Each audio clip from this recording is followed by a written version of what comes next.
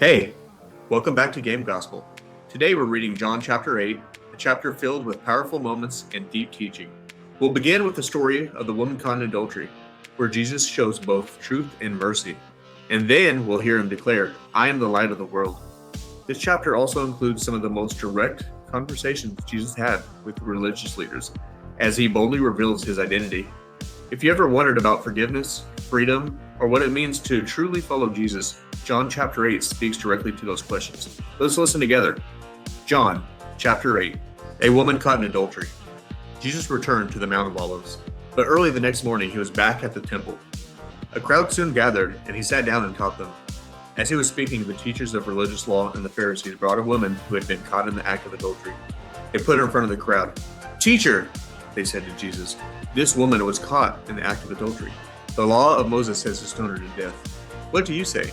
They were trying to trap him into saying something they could use against him.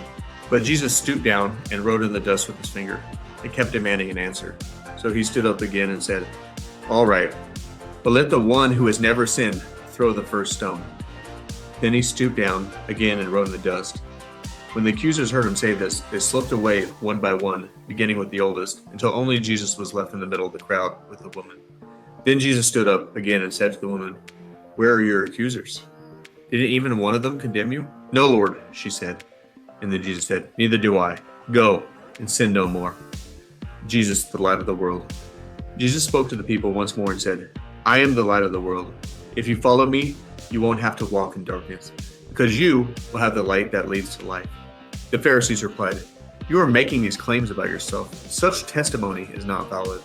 Jesus told them, "These claims are valid, even though I make them about myself. For I know where I come from and where I'm going. But you don't know this about me.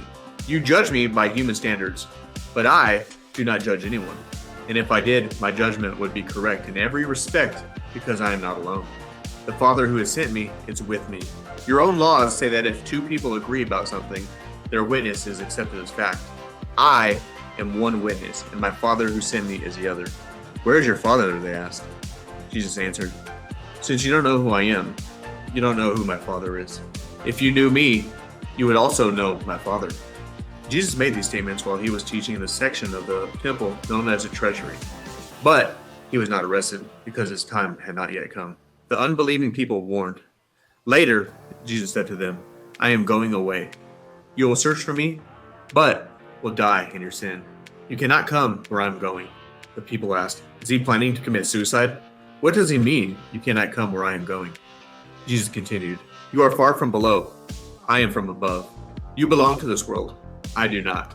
That is why I said that you will die in your sins. For unless you believe that I am who I claim to be, you will die in your sins." "Who are you?" they demanded. Jesus replied, "The one I have always claimed to be. I have much to say about you and much to condemn, but I won't. For I say only what I have heard from the one who has sent me, and he is completely truthful." But they still didn't understand that he was talking about his Father. So Jesus said, "When you have lifted up the Son of Man on the cross, then you will understand that I am he. I do nothing on my own, but say only what the Father has taught me. And the one who sent me is with me. He has not deserted me, for I always do what pleases him." Then many who had heard him say these things believed in him. Jesus and Abraham. Jesus said to the people who believed in him, "You are truly my disciples if you remain faithful to my teachings, and you will know the truth, and the truth will set you free." "But we are descendants from Abraham," they said. "We have never been slaves to anyone. What do you mean, we will be set free?" Jesus replied, "I tell you the truth. Everyone who sins is a slave of sin. A slave is not a permanent member of the family, but a son is part of the family forever. So if the Son sets you free, you are truly free.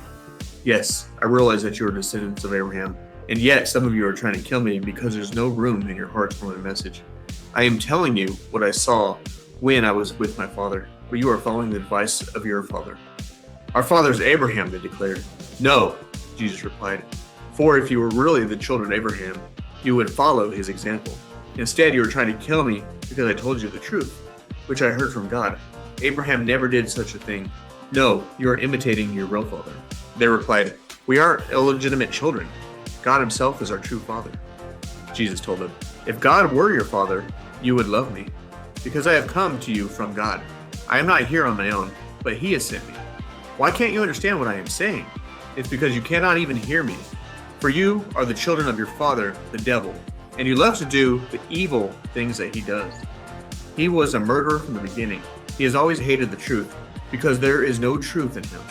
When he lies, it is consistent with his character, for he is a liar and the father of lies. So when I tell you the truth, you just naturally don't believe me. Which of you, truthfully, can accuse me of sin? And since I'm telling the truth, why don't you believe me? Anyone who belongs to God listens gladly to the words of God. But you do not listen, because you don't belong to God.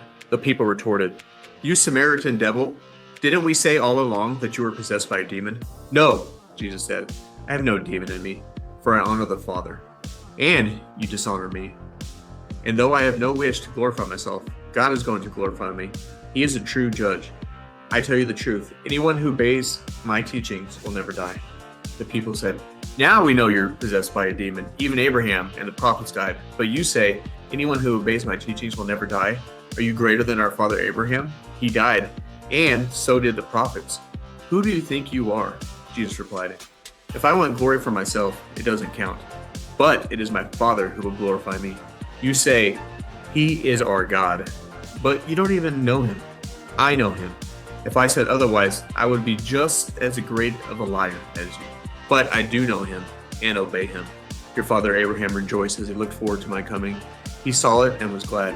The people said, You aren't even 50 years old. How can you even say you've seen Abraham? Jesus answered, I tell you the truth. Before Abraham was ever born, I am. At that point, they picked up the stones to throw at him, but Jesus was hidden from them and left the temple. That was John chapter 8. In this passage, we saw the compassion of Jesus as he forgave the woman caught in sin, reminding us that his grace covers us too. We heard him call himself the light of the world, inviting us to walk in his truth and not in darkness. And we saw him challenge the crowds and leaders, declaring before them all, Before Abraham was ever born, I am. The message of John 8 is clear. Jesus offers both mercy and truth, and he is the eternal Son of God. Our response is to follow him as a light that leads to life. Thank you for joining me today. Make sure to come back for John chapter 9, where Jesus heals a man who was born blind and shows us once again the power of his light in our lives. Thank you for watching. See you next time.